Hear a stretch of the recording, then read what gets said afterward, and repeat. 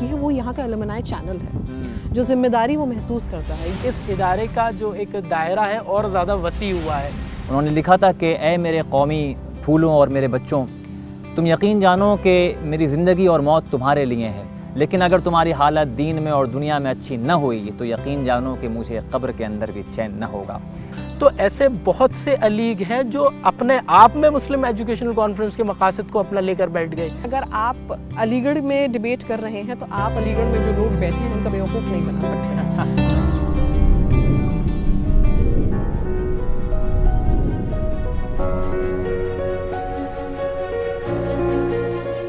आया हूँ नूर लेके मैं बज़्म सुखन में ज़ौक़, आँखों पे सब बिठाएंगे अहले सुखन मुझे। नाज़रीन, दुनिया के अंदर हर दौर में कुछ ऐसी अजीम शख्सियात जन्म लेती रही हैं जिन्होंने अपनी मुख्तसर सी हयात में ऐसे ऐसे कारनामे अंजाम दिए कि इंसानी अक्ल उन पर दंग रह जाती है। उन्हीं अहम शख्सियात में एक शख्सियत सर सैयद अहमद ख़ान की है। सर सैयद एक बुलंद ख़याल मुफ़क्किर और एक अजीम मुस्लिहुल कौम थे। उन्होंने एक ऐसे नाजुक वक्त में हिंदुस्तानी मुसलमानों की रहनुमाई और उनकी इस्लाह के लिए कदम बढ़ाया जब वो सही मंजिल का तयन करने की सलाहियत भी खो चुके थे और अपने मुस्तक़बिल से बेखबर तारीक राहों में ठोकरें खा रहे थे। ऐसे नाजुक वक्त में सर सैयद ने उन्हें सोते से जगाया, उनकी ज़िंदगियों में इनकलाब पैदा करने की कोशिश की और उन्हें सही रास्ता दिखाया।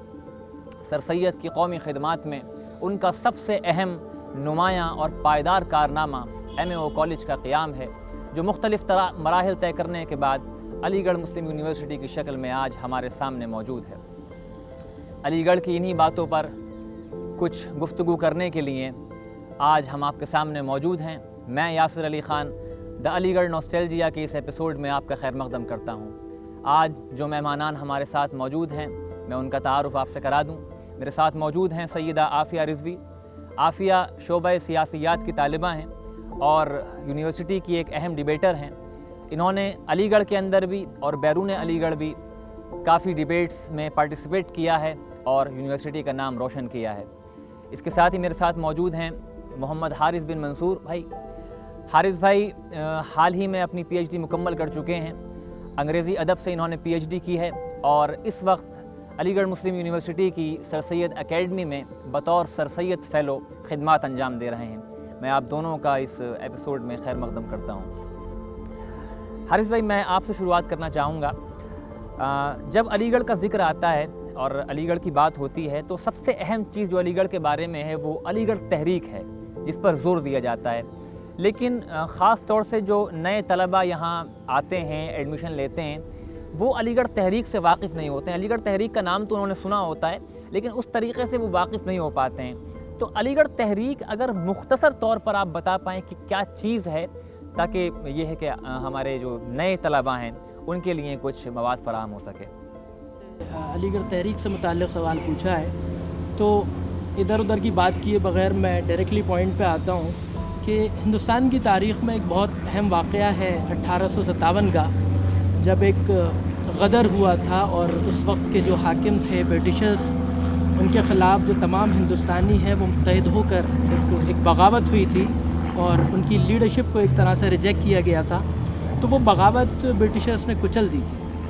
उस वक्त को और उन मनाज़िर को सर सैयद ने अपनी आँखों से देखा था, उनको बहुत डीपली ऑब्ज़र्व किया था और उसके बाद सर सैयद की फ़िक्र में जो इनकलाब पैदा हुआ है और उसके बाद हम ये कह सकते हैं जो एक ट्रांसफॉर्मेशन है, तो उस ट्रांसफॉर्मेशन के प्रैक्टिकल मैनिफेस्टेशन को अलीगढ़ तहरीक कहा जा सकता है। बहुत खूब। हम ये कह सकते हैं कि सर सैयद की फ़िक्र में जो इनकलाब था, उससे पहले ज़ाहिर है कि वो ब्रिटिश गवर्नमेंट के एक एम्प्लॉय थे, लेकिन उसके बाद उन्होंने देखा कि किस तरह से हिंदुस्तानियों को मारा गया, कुचला गया, लाखों की तादाद में तमाम हिंदुस्तानी जो है वो शहीद हो गए और एक तरह की एक हेट्रेड आपस में पैदा हो गई थी और बहुत अजीब सी सूरत हाल थी। तो उस वक्त में सर सैयद की एक फ़िक्र डेवलप हुई कि किस तरह से मुझे एज अ नेशन हिंदुस्तानियों को अपलिफ्ट करना है, मुझे कहीं ना कहीं कुछ ऐसा करना है कि आने वाले वक्त में इनका मुस्तक़बिल बेहतर हो सके। अभी जिस तरह के हालात हैं उससे तो ये लगता है कि मुस्तक़बिल में और ज़्यादा अफसोसनाक सूरत हाल पैदा हो जाएगी। तो वहाँ से सर सैयद की जो अमली कोशिशों की शुरुआत होती है, तो हम ये कह सकते हैं कि वो अमली कोशिशें, वो अमली मज़ाहिर, वो प्रैक्टिकल मैनिफेस्टेशन जो हैं, उनको अलीगढ़ तहरीक कहा जा सकता है।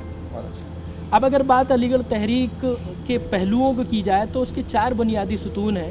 میں اپنے جو طلباء ہیں علی گڑھ کے، جو فریشرز ہیں، ان کو بتانا چاہوں گا کہ اگر انہیں علی گڑھ تحریک کو سمجھنا ہو تو 4 اس کے بنیادی اہم ستون ہیں، جس میں پہلا جو ستون ہے وہ ہے ٹرانسلیشن سوسائٹی، یا ہم کہیں کہ سائنٹیفک سوسائٹی. دراصل 1863 اور 64 کے آس پاس سر سید نے ایک ٹرانسلیشن سوسائٹی اسٹیبلش کی تھی غازی پور میں، اور اس کے پھر کچھ مہینوں کے بعد وہ علی گڑھ میں شفٹ کر دی گئی تھی. اس سوسائٹی کا بنیادی مقصد یہ تھا کہ جو انگریزی میں جو الگ الگ علوم کے ٹیکسٹ ہیں ان کو اردو زبان میں منتقل کیا جائے، تاکہ جو ہندوستانی ہے، ظاہر ہے کہ ہندوستانی جو تھے وہ اس وقت میں جس طرح کی ہٹریٹ تھی تو انگریزی اور انگریزیت سے ایسوسیٹڈ ہر چیز کو ناپسند کرتے تھے. تو ظاہر ہے کہ انگریزی زبان کو پڑھنا اور اس کو سمجھنا بھی وہ ناپسند کرتے تھے. تو سر سید کا یہ تھا کہ اگر جدید علوم کے ساتھ نہیں چلا گیا، جدید علوم سے اپنے آپ کو آراستہ نہیں کیا گیا، اور جدید علوم ظاہر ہے کہ انگریزوں کے پاس تھا، برٹشرز کے پاس تھا، تو ظاہر ہے کہ وہاں پر پیچھے رہ جانے کا خطرہ تھا. تو سائنٹیفک سوسائٹی کے ذریعے سے بہت سے ایسے اہم ٹیکسٹ کا ترجمہ کیا گیا. فار ایگزامپل ڈاروین کی کتابوں کا ترجمہ ہوا، ایڈم اسمتھ کی کتابوں کا ترجمہ ہوا، اور اس کے علاوہ ولیم جیمز، ہنری جیمز. تو معاشیات سے لے کر سماجیات تک بہت سارے علوم تھے جن کے ترجمے ہوئے اور اردو زبان میں ان کو پیش کیا گیا تاکہ ہندوستان کی جو کمیونٹی ہے اس کو پڑھ سکے. تو یہ ہم یہ کہہ سکتے ہیں کہ پہلا ستون تھا علی گڑھ تحریک کا، علی گڑھ موومنٹ کا. لیکن ظاہر ہے ناکافی تھا. سر سید نے پھر یہ سوچا کہ اب کچھ اور کیا جائے، کچھ ہونا چاہیے. تو سر سید نے یورپ کا وزٹ کیا، بڑا اہم ہے، اور جب کیمبرج آکسفورڈ یونیورسٹی کو بہت ڈیپلی آبزرو کیا تو ظاہر ہے وہیں سے خیال پیدا ہوا کہ ایک ایسا ادارہ قائم کیا جائے جہاں پر اپنے یہاں کے ہندوستانیوں کو ٹرین کیا جائے گا، جہاں پر انہیں پڑھایا جائے گا. تو یہ بھی ایک مشکل کام تھا کیونکہ بہت بڑی تعداد، لاکھوں کی تعداد میں ہندوستانی شہید ہو چکے تھے. تو وہ کس طرح سے ان کی تعلیم کو یا ان کی پیش کیے گئے علوم کو پڑھ سکتے تھے. تو ادارہ قائم کرنے کے لیے ضروری تھی ذہن سازی. سب سے پہلے تو ذہن بنے، لوگ تیار ہوں اس کے لیے کہ اس کو پڑھیں گے، اس کو حاصل کریں گے. تو اس کے بعد سر سید نے ارادہ کیا کہ سب سے پہلے تو ذہن سازی کی جائے. تو ذہن سازی کے لیے سر سید نے پلان کیا کہ تہذیب الاخلاق ایک جرنل کی، ایک رسالے کی شروعات کی جائے، جس رسالے میں مائنڈ میکنگ کی جائے، ذہن سازی کی جائے کہ ہم بھی ایک سوشل ریفارم کی حیثیت سے. تو جب وہاں سے واپس آئے سر سید 1870 میں، تو سر سید نے تہذیب الاخلاق کی شروعات کی. اور ظاہر ہے ایز ایکسپیکٹڈ جو مخالفتیں ہونی تھیں، جو اس پہ ایک طوفان آنا تھا، وہ آیا. لیکن 5-6 سال کی محنتوں کے بعد، کوششوں کے بعد جب دیکھا کہ ہاں کچھ ذہن سازی ہو چکی ہے، تو 1875 میں ایک مدرسہ اور 1877 میں سر سید نے ایک کالج کی بنیاد ڈالی جسے ہم محمدن اینگلو اورینٹل کالج کے نام سے جانتے ہیں. تو محمدن اورینٹل کالج سر سید نے بنایا. ظاہر ہے اس کا مقصد وہی تھا کہ کس طرح سے طلباء کو ٹرین کیا جائے. لیکن اس کے بعد پھر یہ خیال ہوا کہ ایک کالج کافی نہیں ہے، اتنا بڑا ہندوستان، اتنا بڑا، تو کس طرح سے ان کو اپلفٹ کیا جا سکتا ہے ایک کالج کے ذریعے سے. تو یہ تیسرا ستون ایم اے کالج کا ہے. اب اس کے بعد جب ہم چوتھے ستون کی طرف آتے ہیں تو وہ محمدن ایجوکیشنل کانفرنس ہے کہ سر سید نے یہ سوچا کہ اب ایک کالج بنانے کے بعد یہ کیا جا سکتا ہے کہ ایک ایسی ایسوسیشن بنا دی جائے، ایک آرگنائزیشن بنا دی جائے جو وقتاً فوقتاً ضرورت کے لحاظ سے، حالات کے لحاظ سے یہ دیکھتی رہے کہ کس طرح سے قوم کو، کمیونٹی کو ایجوکیٹ کیا جا سکتا ہے، کس طرح سے ان کو پڑھایا جا سکتا ہے، کن علاقوں میں پڑھائی کی ضرورت ہے، کن علاقوں میں جو ہے تعلیم کی ضرورت ہے، وسائل کیسے حاصل کیے جا سکتے ہیں. تو اس کے لیے باقاعدہ ایک بڑی جماعت تیار ہوئی. تو یاسر بھائی ہم کہہ سکتے ہیں کہ علی گڑھ تحریک ان چار ستونوں کے اوپر کھڑی ہوئی ہے، جس میں پہلا سائنٹیفک سوسائٹی ہے، دوسرا تہذیب الاخلاق ہے، آپ ساتھ میں علی گڑھ انسٹیٹیوٹ گیزٹ کو شامل کر سکتے ہیں، اور پھر اس کے بعد مدرسۃ العلوم یا محمدن اینگلو اورینٹل کالج جو کہ ایک کالج کی شکل میں، اور اس کے بعد محمدن ایجوکیشنل کانفرنس. یہ 4 بنیادی ستون ہے. ظاہر ہے کہ اس پہ ایک لمبی محنت ہوئی، ایک لمبے اسٹرگل کے بعد کالج یونیورسٹی بنا، اور پھر اس نے ابھی 2020 میں 100 سال مکمل کیے. اور ہم یہ دیکھ سکتے ہیں کہ کس طرح سے ایک تبدیلی رونما ہوئی، کس طرح سے ایک انقلاب آیا، کس طرح سے سماج میں وہ ساری تبدیلیاں دیکھنے میں آئی ہیں. تو وہ ہم سب کے سامنے ہیں. تو اس طرح سے کیا جا سکتا ہے علی گڑھ تحریک. بہت شکریہ حارث بھائی، آپ نے بہت مختصر طور پہ لیکن جامع انداز میں آپ نے اپنی بات رکھی، اور میں سمجھتا ہوں کہ آپ کی گفتگو سننے کے بعد طلباء کو خاص طور سے یہ اندازہ ہوگا کہ علی گڑھ تحریک کی اہمیت کیا ہے، اس کی معنویت کیا ہے. میں آگے بڑھتا ہوں، عافیہ آپ کی طرف آتا ہوں. چونکہ آپ کا تعلق ویمنس کالج سے رہا ہے اور آپ بڑی متحرک اور فعال رہی ہیں اس کالج کے اندر، اور کافی سارے پروگرام آپ نے آرگنائز بھی کروائے ہیں. اور خود آپ ڈبیٹر بھی ہیں. تو میرا سوال آپ سے یہ ہے کہ علی گڑھ کے اوپر یہ جو ایک الزام لگتا ہے, یا الزام کہہ لیں, یا ایک علی گڑھ کے بارے میں جو ایک تھاٹ ہے کہ علی گڑھ جو ہے لڑکیوں یا خواتین کی تعلیم کو اس طریقے سے پروموٹ نہیں کرتا, یا خواتین کو اس طریقے سے پروموٹ نہیں کرتا جس طریقے سے ان کا حق ہے. تو حالانکہ تاریخ ہمیں یہ بتاتی ہے کہ اس ادارے کی پہلی چانسلر ہی ایک خاتون تھیں, بیگم سلطان جہاں, اور اس کے بعد پھر سر سید کے جو چہیتے شاگرد تھے شیخ عبداللہ پاپا میاں اور ان کی پوری فیملی, انہوں نے تو پوری ایک لیگیسی چھوڑی ہے, اور خواتین کی تعلیم کے لیے بہت جد و جہد اور محنت کی گئی ہے, اور اس کا ثمرہ ہم دیکھ رہے ہیں ویمنس کالج کی شکل میں ہمارے سامنے. تو آپ بطور ڈبیٹر کیا کہنا چاہیں گی اس بارے میں؟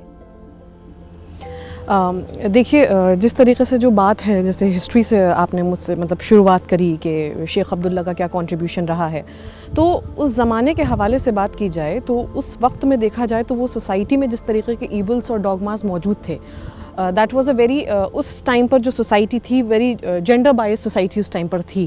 تو اگر آپ دیکھیں کہ ایسے وقت میں کہ جس طریقے سے ابھی یاسر بھائی نے کہا کہ ذہن سازی کی گئی اس وقت میں لڑکوں کو پڑھانے کے لیے, تو وہ جو جس طریقے کا معاشرہ تھا, جس طریقے کے ہمارے اپنی جو روایتیں تھیں, طور طریقے تھے, تو خواتین کو کچھ فریمز میں دیکھا جاتا تھا. جیسے کہ آپ دیکھیں کہ اس وقت میں یا تو وہ اس کے لیے ایک انڈیویجول ایگزسٹنس کا کوئی امپورٹنس اس وقت میں آپ تصور بھی نہیں کر سکتے ہیں, ٹھیک ہے, یا تو وہ ایک بیوی کی شکل میں ہیں, یا وہ بہن ہیں, یا وہ بیٹی ہیں.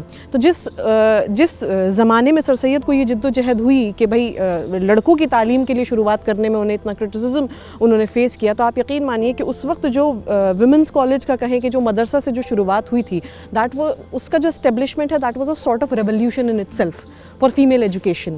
وہ اپنے آپ میں ایک ریولیوشن ہے کہ وہ بہت ہی ایک کہتے ہیں کہ جو سوسائٹی تھی بالکل پیرلل ایک چیز آئی ہے اور وہ اسٹیبلش ہوئی ہے. اس نے اپنے آپ میں ایک الگ ہی کرٹیسزم فیس کیا ہے کہ جس میں لائک اکبر الہ آبادی نے بھی بہت تنزیہ طور پر یہ بولا کہ علم مغرب پڑھ کے ہوں گی کیسے خود سر بیبیاں شوہر بنیں گی اور شوہر بیبیاں, کیا بتاؤں کیا کریں گی, علم پڑھ کر بیبیاں ہوں گی سب ڈپٹی سے لے کر تا گورنر بیبیاں. کیا کہنا ہے, میں یہاں ایک بات کہنا چاہوں گا کہ اکبر الہ آبادی جو تھے, نہیں پتہ ہو اگر لوگوں کو, تو اکبر الہ آبادی نے جب سر سید کی جو کاوشیں دیکھیں اور ایک نیا نظریہ جب سر سید نے پیش کیا تو بڑا کرٹیسائز کیا سر سید کو اور سر سید کے مخالف رہے, لیکن آخر میں جب انہوں نے اس کا ثمرہ دیکھا, اس کا رزلٹ دیکھا, تو وہ بڑا خوش ہوئے. تو یہ مجھے ایڈ کرنا تھا. جی بالکل. تو اس میں یہ جو انہوں نے اپنے اس طنزیہ انداز میں یہ بات کہی, لیکن اگر آپ دیکھیں کہ جو ان کا جو شعر ہے, اس کا جو آخر والی جو لائن ہے کہ ہوں گی سب ڈپٹی سے لے کر تا گورنر بیویاں, تو آپ اس میں دیکھیے کہ اس کی داغ بیل کس طریقے سے کس زمانے میں ڈلی تھی. وہ ایک ریولیوشن تھا. اور اس کے بعد جب آپ دیکھیے کہ کچھ ایسے نام ہیں, آپ ناول نگار دیکھیے, عصمت چغتائی ہیں, قرۃ العین حیدر ہیں, اور اگر ہم دیکھیں کہ جو فرسٹ فیمیل سی ایم جو ہیں آسام کی, تو وہ بھی جو ہیں ویمنس کالج کے الومنائے ہیں. جی انورہ تیمور صاحبہ, اور اس کے علاوہ کافی مطلب لائک ایکٹریسز ہم لوگوں نے پروڈیوس کیا ہے. لٹریچر میں بہت زیادہ کنٹریبیوشن رہا ہے. تو اس زمانے کے حوالے سے ہر بار جو ویمنس کالج کی خواتین کی طرف سے جو بھی ایک نئی چیز آتی تھی, اگر آپ دیکھیں تو عصمت چغتائی کی ایک اپنی الگ ہسٹری بھی رہی ہے. تو اس میں اگر آپ دیکھیں تو ظاہر سی بات ہے کہ کیونکہ پری ایگزسٹنگ سوسائٹی مطلب پری علی گڑھ ویمنس کالج سے پہلے کی ہم اس وقت کی سوسائٹی کو دیکھا جائے اگر, تو وہ ہمیشہ سے کوئی بھی چیز خواتین کے مطلب فیور میں ہے تو وہ ایک اسٹرگل ہے. وہ چیز اس پہ بہت محنت کر کے وہ لیا گیا ہے. کیونکہ سوسائٹی کے ذہن میں ہی نہیں تھا کہ عورت جو ہے وہ کہیں باہر جا کر وہ پڑھ بھی سکتی ہے. خیر بہرحال یہ اسٹرگل بہت چلتا رہا, بہت وقت تک اے ایم یو سے بھی اس کو ایک اس کا ایفیلیشن نہیں ہوا, لیکن آگے چل کے لوگوں کو علم ہوا, لوگ تعلیم کی طرف بڑھے. جب انہوں نے اپنا چیزوں کو دیکھا, لاجیکلی چیزوں کو کاؤنٹر کیا, تو ہاں بھائی اس کو ایفیلیشن علی گڑھ مسلم یونیورسٹی سے ملا, اس کا حصہ آج الحمدللہ موجود ہے. لیکن آج بھی یہ ہے کہ جیسے ایڈمیشن کے ٹائم میں سمپلی بولوں تو مجھے ایسا کوئی فیس کرنے کے مطلب فیس نہیں کیا میں نے ایڈمیشن کے ٹائم پر تو کوئی ایسی چیز. اور میں جب ڈیبیٹنگ کی آپ نے بات کری تو میں نے, آپ یقین کریے گا کہ میں اس سے پہلے اسکول میں بھی ڈیبیٹ کرا کرتی تھی, لیکن علی گڑھ میں آنے کے بعد مجھے اپنی ڈیبیٹنگ پر دوبارہ سے کام کرنا پڑا. یہ جو کمپٹیشن علی گڑھ نے میرے ایک دم چہرے پر ایک پھینکا تھا کہ you really have to upgrade your level. تو وہ مجھے میں نے مطلب بہت زیادہ پہلی جو مطلب جد و جہد جو پریشرائز میں ہوئی ہوں ڈیبیٹ کو لے کر وہ علی گڑھ میں ہوئی ہوں. سب سے پہلی بات کہ اگر آپ علی گڑھ میں ڈیبیٹ کر رہے ہیں تو آپ علی گڑھ میں جو لوگ بیٹھے ہیں ان کا بیوقوف نہیں بنا سکتے ہیں. یہ بہت اس کی بات ہے کہ آپ یہ کہہ دیتے ہیں کہ صرف آپ شعر استعمال کر کر اپنی تقریر کو ختم کر دیں تو وہ سمجھ جائیں گے کہ آپ نے تقریر دی ہی نہیں, آپ نے تو شعر پڑھ رہے ہیں بس. تو وہ بیلنس جو ہے کہ آپ کو شعر بھی پڑھنا ہے اور آپ کا کنٹینٹ بھی ہونا چاہیے, تو یہ بیلنس کرنا. دوسری چیز یہ ہے کہ میں نے جیسے کہ اردو میں یہاں پر ڈیبیٹنگ کی ہے, اردو میں نے یہاں پر شروعات کی تھی, تو اردو میں تو یہاں پر اور بھی پریشرائز آپ ہوتے ہیں کہ اگر آپ نارملی بھی کسی ایک ہال ڈیبیٹ میں جائیں گے تو اس میں زیادہ تر لوگ ایسے ہوں گے جن کو بالکل سمجھ میں آ رہا ہے, بالکل اردو جاننے والے لوگوں کی تعداد یہاں پر زیادہ ہے. ٹھیک ہے, تو یہ ہے. بلکہ اور اس کے علاوہ میں یہ کہنا چاہوں گی کہ دیکھیے وقت میں ہر وقت میں ہر زمانے میں کچھ نہ کچھ چیزیں ایسی ہوتی ہیں جن کو ہمیں کانکر کرنا پڑتا رہتا ہے. جو چیلنجز ہمارے سامنے آتے ہیں ہمیں اسے فیس کرنا ہوتا ہے. آج 21ویں صدی ہے, کانسٹیٹیوشن کا زمانہ ہے, فنڈامنٹل رائٹس ہمارے پاس ہیں, تو ظاہر سی بات ہے کہ اب دیکھیے کہ اس وقت اس زمانے میں کلچر تھا, جو روایت تھا, اس کو کاؤنٹر کرتے ہوئے ویمنس کالج کی داغ بیل ڈلی ایک مدرسے کے طور پر جو شروعات ہوئی تھی 1906 میں. آج بھی مطلب انہی روایتوں کو کاؤنٹر کر کر, انہی تمام چیزوں کو کاؤنٹر کر کر ہی آج آگے بڑھا جائے. یہ احساس ہونا آج کی خواتین میں, ویمنس کالج کی خاص طور پر یہ بہت ضروری ہے. صرف خواتین میں نہیں, مطلب معاشرے میں یہ احساس ہونا آج کے وقت میں بہت ضروری ہے. جو تبدیلیاں ہمیں چاہیے ہیں وہ یہ کہ جو لڑکیاں ہیں, جو ہم لوگ کی طرح جو سب اسٹوڈنٹس ہیں, فیمیل اسٹوڈنٹس ہیں, اپنا انڈیویجول ایگزسٹنس کی امپورٹنس ہونا بہت ضروری ہے. کہ آپ ٹھیک ہے, ہم تمام بہنیں ہیں, لائک بیٹیاں ہیں, سب کچھ ہے, لیکن آپ ایک انسان ہیں, آپ ایک انڈیویجول بینگ ہیں, اور آپ کا کنٹریبیوشن ہے, آپ کا پڑھائی میں کنٹریبیوشن ہے, آپ کا کہیں نہ کہیں نیشن بلڈنگ میں کنٹریبیوشن ہے. تو اس چیز کو سمجھنا لڑکیوں کے لیے بھی بہت زیادہ امپورٹنٹ ہے.